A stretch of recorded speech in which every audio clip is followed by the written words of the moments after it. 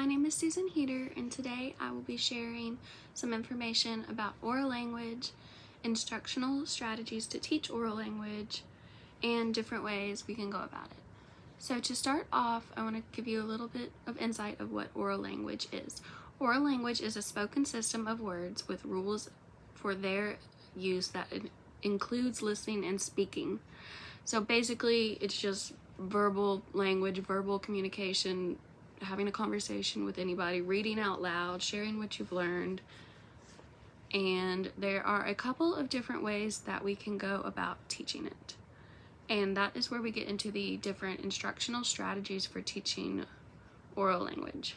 And an instructional strategy are techniques that educators use to ensure that students are learning the academic material that they're supposed to be.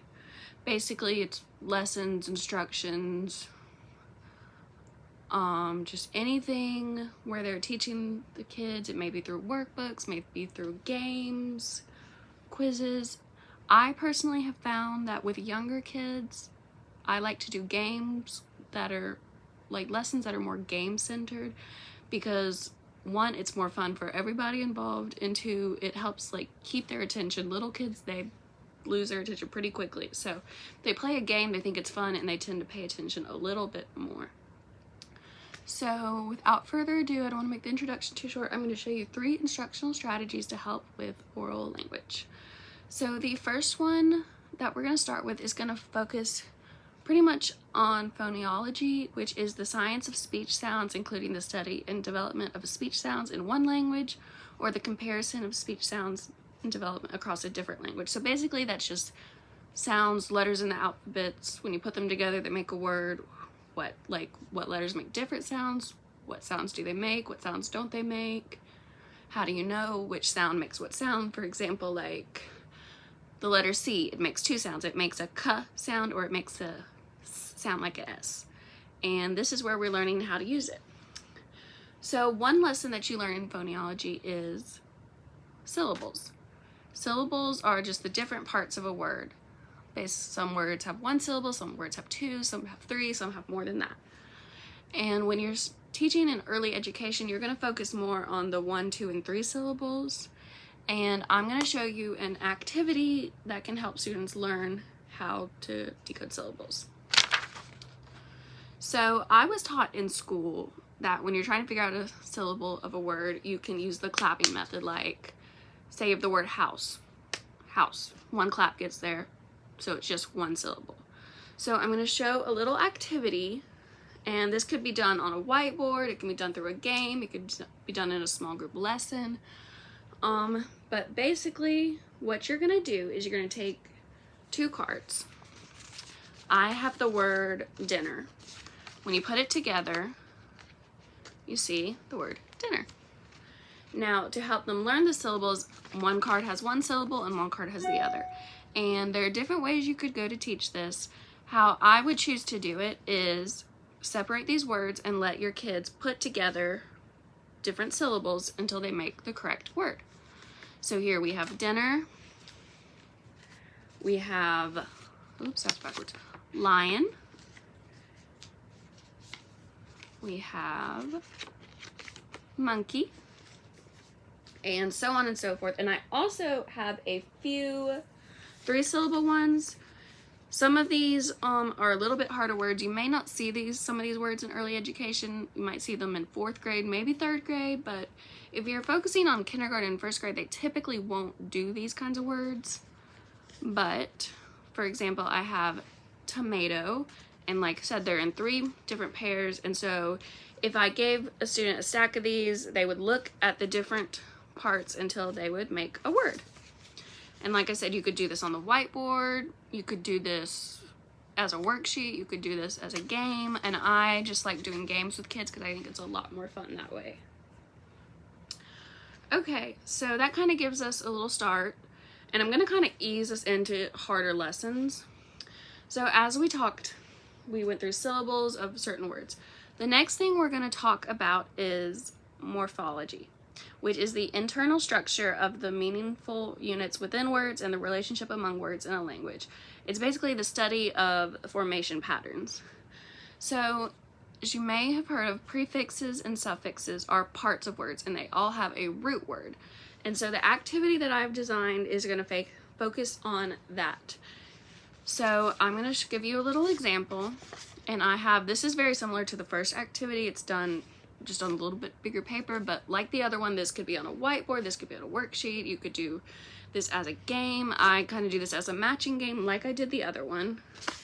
So I have my root word, which is school. And then I have my prefix, which is pre. And when you put these together, you get preschool. Now, you could do this with certain words you're learning. If you're learning maybe what the EST means or what full, less means, you could do words with those and just have them create words. And this kind of reminds me of Scrabble because you can take these and make different words with them. Another one we have is submarine, same kind of concept, match them together. And I also have some suffix ones. Like this one is careful. Care is the root word, the suffix is full. Like this one would be, the prefix here is dis, the root word is like, so when we put them together we get dislike. And I'm going to do one more as an example. Prefix un, we know means not. Then we take the base word aware, root word aware, and we put them together, unaware. And that's also how you can teach them reading comprehension. They know that the prefix un means not, and they know that the word means aware means you know of something. So when they put them together, they say, oh, this means I do not know of something. I'm unaware of that thing. And that is just basically, these are two activities. They're very similar because phonology and morphology are kind of similar a little bit, but they're going to help us get to our next topic, which is syntax, which is basically the structure of sentences, how you're putting words and phrases together to create a sentence. And one lesson, before you start creating sentences, you need to know the parts of a sentence. And almost all sentences, well, no, I won't say almost all sentences have a verb, adjective, and a noun. And so I have came up with a little activity, and I've seen this done in other classrooms a couple of different ways, but I just think it's really cute this way, you get any kind of object that you can group things into. Like, for example, I used a house. And this, we have an adjective house, then I also have a noun house and a verb house. And I think this way kind of helps kindergartners, first graders kind of put it in their mind a little bit better. And what we're going to say is we need to find all these words and we need to get them to their correct home. So I have two already done, the verb house and the noun house. So I'm going to hold these up and they can kind of see. And I did these with sticky notes on paper. You could do this with a poster board. You could do this on a whiteboard or on a smart board, anything you have. So what you would do is you would get some words. So let's say I picked up the word drink. And once I figure out if that is a verb, adjective, or noun, we know that drink is an action word, so it is a verb. We're going to put him at his home in the verb house. And let's see, we have the word cook. We're thinking cook can be kind of hard. Some verbs are very hard and you have to see them in a context, but most of the time when we think of cook, we're thinking, oh, I'm going to go cook something. That describes what I'm doing, which is a verb. Jump. That is an action word. We know that is also a verb. Red. What is red? Red is describing something, so we know that is going to go in our adjective house, and you just have them stick it on here or just collect it. You could use Velcro if you wanted to. Anything like that would be really good. Bright.